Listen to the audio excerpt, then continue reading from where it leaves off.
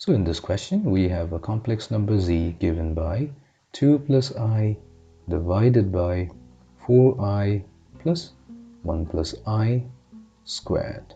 So we're going to expand 1 plus I in the new denominator, and that should give us 4I plus 1 plus 2I plus I squared. We know that I squared is -1, so it's going to cancel out the positive 1, leaving us with 2I added to 4I in the denominator. So we have 2 plus I divided by 6I. Now what we're going to do, we're going to multiply both numerator and denominator by the conjugate of the denominator, which is -6 times I. So we have to multiply -6 times I to both the numerator and the denominator. So that gives us 2 times -6I is 12 of I minus I times 6I will give us -6I squared divided by 6I times -6I is 36I, -36I squared. So let's rearrange it. So -6I squared will become +6. So we have 6 minus 12I divided by 36. Now we will write the complex number in the standard form. So that will give us z value to be equals to 6 over 36 plus I times -12 over 36.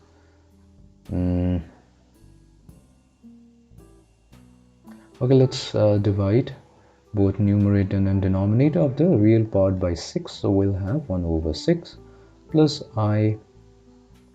We're again going to divide the numerator and denominator by 6. So that's going to give us -2 over 6. Now we have the complex number in the standard form. So the modulus will be simply equals to 1 over 6 whole squared added to -2 over 6 whole square. So that should give us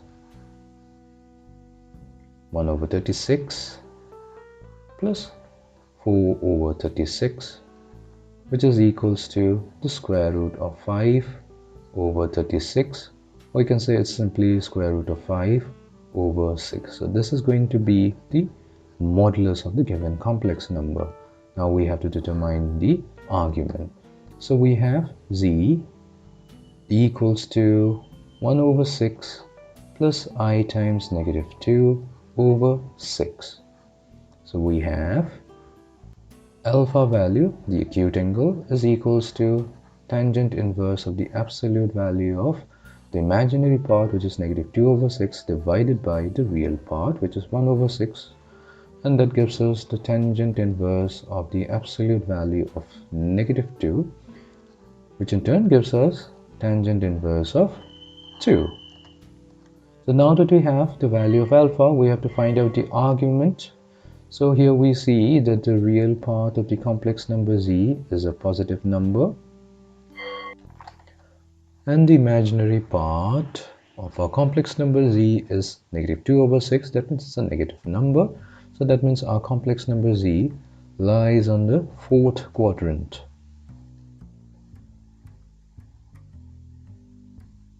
So that gives us the argument of our complex number z is equals to theta, which is equals to negative alpha. So the value is -tan inverse of 2.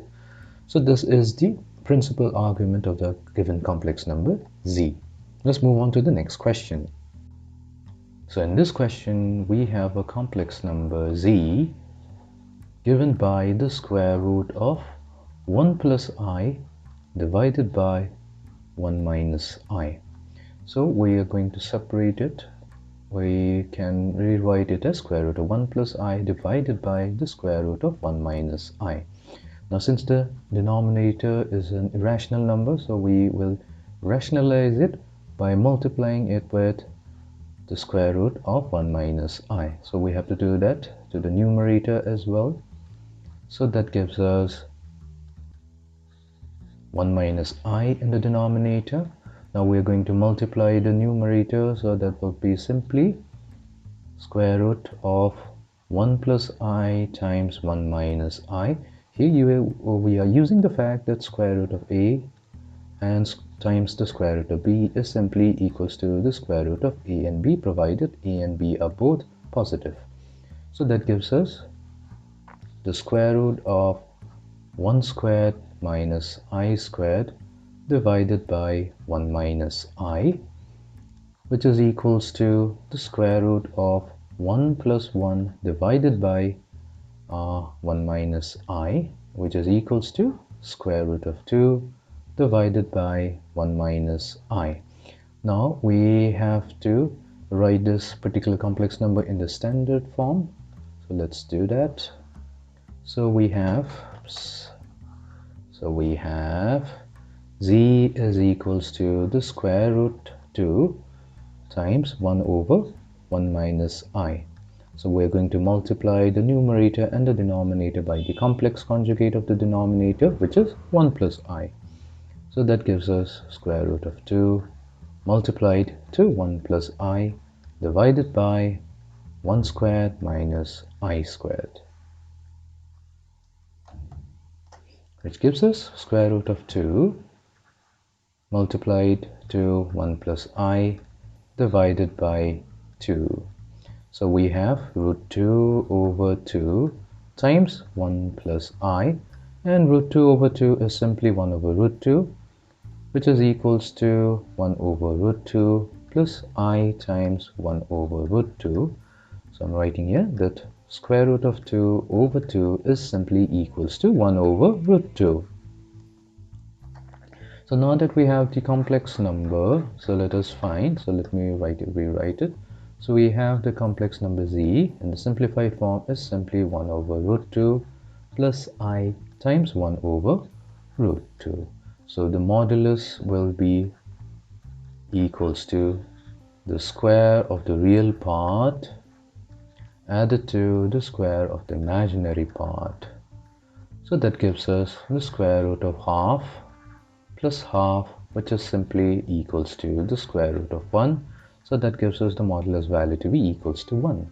Then we find out the acute angle alpha made by the complex number with the real axis, which is simply equals to tangent inverse of the absolute value of the imaginary part divided by the real part, which gives us tangent inverse is the tangent inverse of 1, and we know that tangent inverse the value of 1 is simply 10 pi by 4.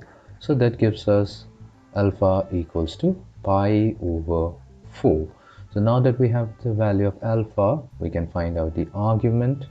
The argument of our complex number z is simply equals to theta.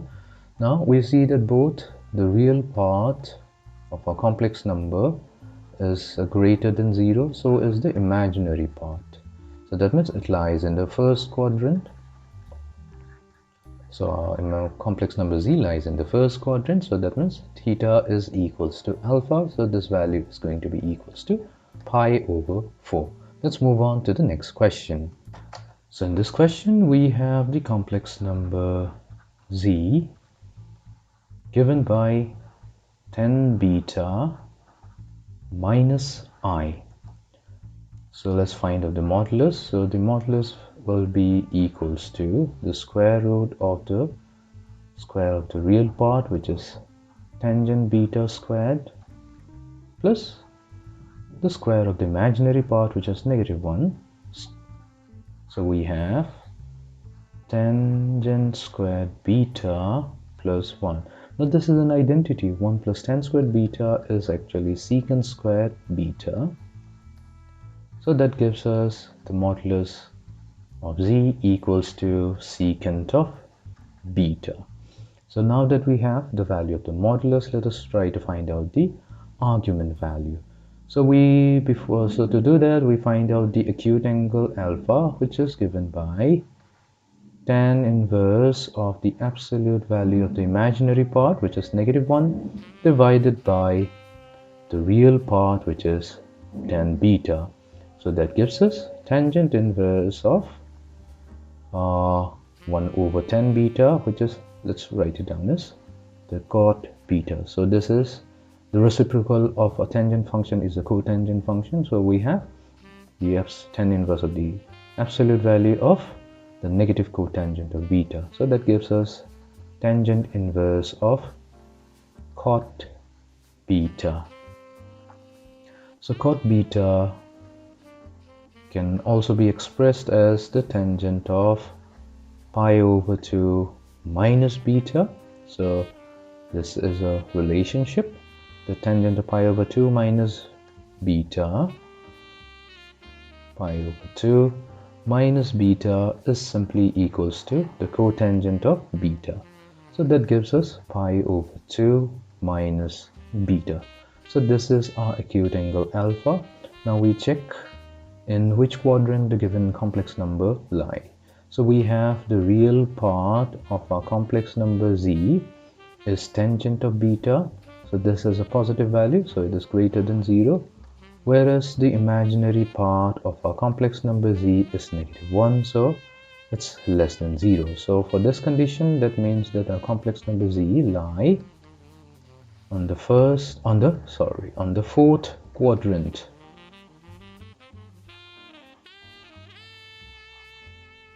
So therefore our argument will be, so the argument of the complex number z will be equals to simply the negative of alpha. So that means its value is going to be negative times pi over 2 minus beta. Let's move on to the next question. So here in this question we have a complex number z given by 1 minus cosine of phi plus I times sine phi.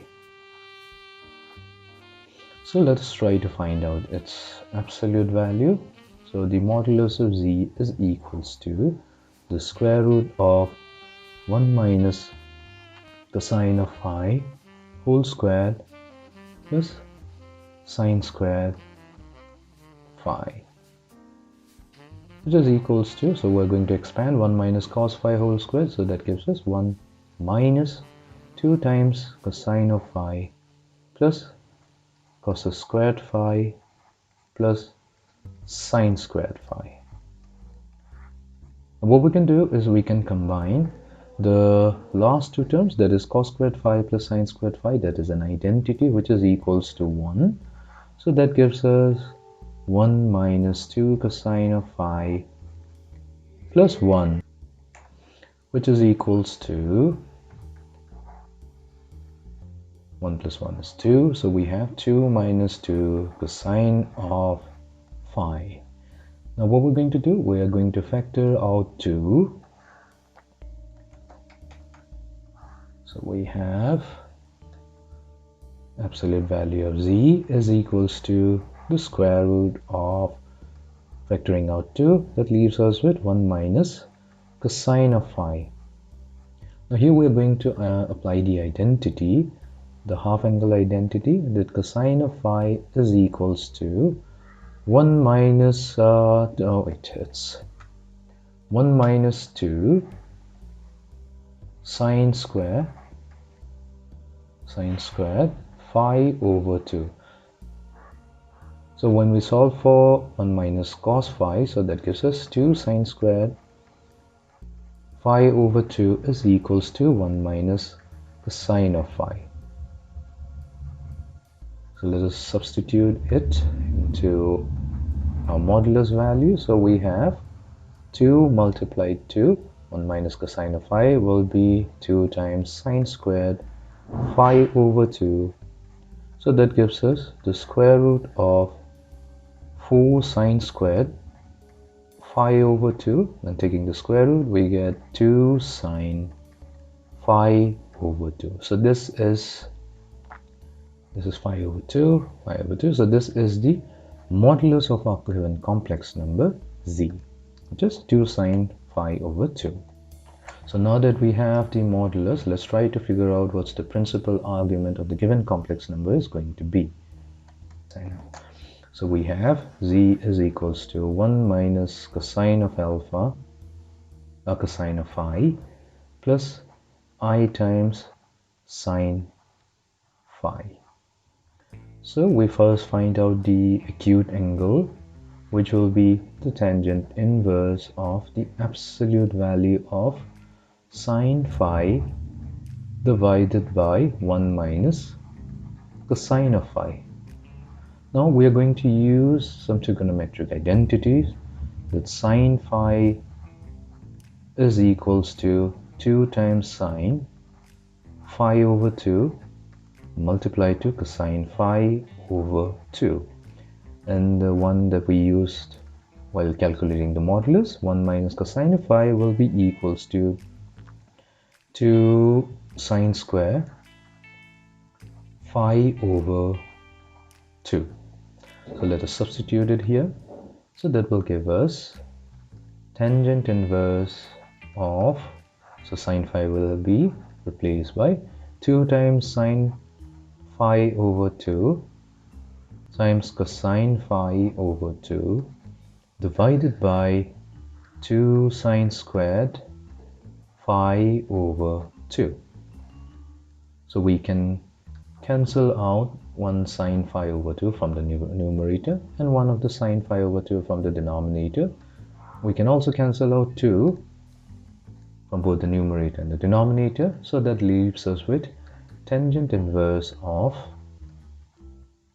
cosine phi cos phi over 2 divided the sine phi over 2, which is equals to tangent inverse of cos over sine is the cotangent function, so we have cotangent of phi over 2.